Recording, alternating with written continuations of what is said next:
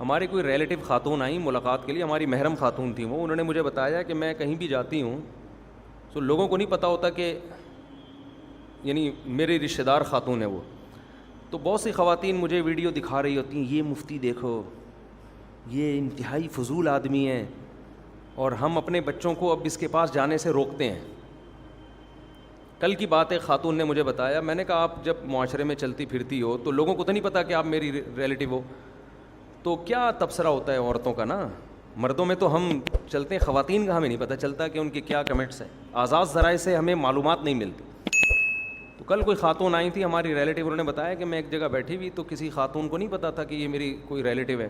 تو اس نے کہا کہ یہ مفتی کے اتنا فضول قسم کا آدمی ہے, یہ مجھے زہر لگتا, یہ اسٹائل تھا, مجھے زہر لگتا ہے یہ آدمی. موبائل میں دکھا رہی تھی. تو وہ ہماری جو ریلیٹو خاتون تھی انہوں نے پوچھا کیوں بھائی ان میں کیوں زہر ہے. کہ میں اپنے بچوں کو روکتی ہوں ان کے پاس جانے سے. بچے جاتے ہیں اور شادی کر رہے ہوتے ہیں, آ کے کیا کر رہے ہوتے ہیں, شادی خراب ہو رہے ہیں بچے. تو ایسی تمام لیڈیز کو جن کو میں زہر لگتا ہوں اور ان کا خیال یہ ہے کہ میں ان کے بچوں کو برباد کر رہا ہوں, ایک چھوٹی سی بات عرض کر کے میں اپنے اصل ٹاپک کی طرف آتا ہوں. دیکھو یہ بالکل ایسا ہی ہے جیسے آپ کو تبلیغ والے زہر لگتے ہیں کہ آپ کے بچوں کو سہ روزے پہ لے گئے, 4 مہینے پہ لے گئے. لگتے ہیں کہ نہیں لگتے؟ ایسے لوگ میں نے دیکھے ہیں کہ یار ہمارے بچوں کو بگاڑ رہے ہیں, زہر لگ رہے ہیں ہمیں. لیکن جب آپ کا بچہ چرسیوں میں بیٹھے گا نا اور بگڑے گا, لڑکیوں کا پیچھا کرے گا بائکوں میں, پھر آپ کو تبلیغ والوں کے علاوہ آپ کے پاس کوئی آپشن نہیں ہوگا. ہمارے فیصل آباد میں ایک دوست ہیں, تبلیغ میں بڑا وقت لگا, بڑے تاجر ہیں. میں نے کہا یار یہاں تبلیغ کی مخالفت کی تھی. انہوں نے کہا بعض سب تو اہل حدیث ایسا نہیں کرتے, بعض اہل حدیث بہت مخالف ہیں تبلیغ کے. میں نے کہا پھر کیا کہہ رہے ہیں, لیکن جب ان کے اپنے بچے بگڑتے ہیں نا تو ہمارے پاس ہی لے کر آتے ہیں اس کو سہروزے کی جماعت میں. ان کو پتہ ہے انسان کا بچہ بنانے کا ہمارے پاس اس کے علاوہ کوئی آپشن ہے نہیں. تو بگڑے ہوئے کو سب سمجھ میں آ جاتا ہے کہ بھئی اب یہی ہے جماعت. اللہ یہ کہ کسی بزرگ کے پاس لے جائیں تو بزرگ کو بھی نفی کر دیا آپ نے, بزرگ مارکیٹ میں ایسے شارٹ کیا آپ نے کہ سارے ہی بزرگ غلط. تو 2 ہی آپشن ہے میرے بھائی, کسی کو انسان کا بچہ بنانے کے لیے یا تو کسی بزرگ کے پاس لے جاؤ, حضرت آپ اس کو اپنی خدمت میں رکھیں, جیسے آپ کے اخلاق ہیں ویسے اس کو سکھائیں, اس کو اللہ اللہ سکھائیں, یہی ہے نا. یا کون سا آپشن ہے؟ تبلیغ کا آپشن ہے.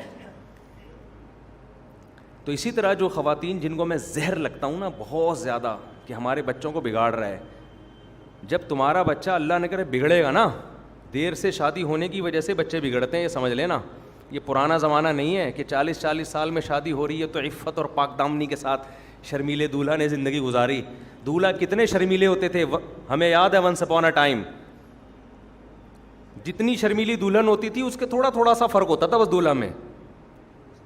دولہا کی زندگی ساری زندگی نظریں جھکا کے گزاری, کو ایجوکیشن سسٹم نہیں تھا. جس دن شادی ہوتی تھی دولہا کے ایک وقار, چہرے پہ نور, چہرے سے ہلکا سا جھانک رہا ہوتا تھا. ہمیں تو بچپن میں ہم دولہے کو دیکھتے تھے, ہم کہتے دم گھڑ جائے گا اس کا, ہٹاؤ یار سامنے سے, یہ سانس لینے دو اس کو. شرم میں بیٹھا ہے, سانس نہیں آ رہا, نظر نہیں آ رہا, مگر اتنا نہیں کہ وہ گھونگھٹ اٹھا کے, وہ کیا کہتے ہیں سوری, صحرا اٹھا کے دیکھ لے. وہ بھی گھونگھٹ کی طرح ہی تھا وہ. اور ایک رومال رکھا ہوتا تھا دولہے نے, ایک رومال ہوتا تھا تکون سا, اس سے یوں یوں یوں کر رہا ہوتا تھا بیٹھ کے. سرسوں کا تیل سر میں لگا ہوا ہوتا تھا اس کے. یہ تیاری ہوتی تھی دولہا کی نا, سرسوں کا تیل سر میں لگا ہوا ہے, سائڈ کی مانگ یا بیچ کی مانگ نکالی ہوئی ہے اس نے. ایسے شرمیلے دولہا 40 سال میں بھی کبھی گناہ کا ان کو خیال نہیں آیا. جو شادی میں اتنا شرما رہا ہے وہ برائی میں کتنا شرمائے گا, خود سوچو نا. اب وہ زمانہ گیا. جن خواتین کو میں زہر لگتا ہوں ان کو میں یہ عرض کر رہا ہوں کہ وہ زمانہ ونس اپون اے ٹائم ختم. اب آپ نے اپنے بچے کو نہیں بگاڑا نا میرے بیانات سنوا کے, جس کو آپ بگڑنا کہہ رہی ہو وہ ایسا بگڑے گا. میرے پاس کیسز ہیں, ماں باپ آ رہے ہیں کہ ہم اپنے بیٹے سے کہہ رہے ہیں کم بخت شادی کر لے, انسان کا بچہ بن جا, لیکن لڑکے کو اب لڑکیوں کا ایسا چسکا لگا ہے اب وہ شادی کی ٹینشن لینے کے لیے تیار نہیں ہے. سمجھ میں آ رہی ہے بات کہ نہیں آ رہی؟ تو میں خواتین سے کہتا ہوں اپنے بچوں کو ہمارے پاس بھیج کے بگاڑ لو. خدا کی قسم یہ بگڑنا اچھا ہے اس بگڑنے سے جب وہ خود بگڑے گا. پھر ایسا بگڑے گا کنٹرول میں نہیں, ابھی بگاڑ لو.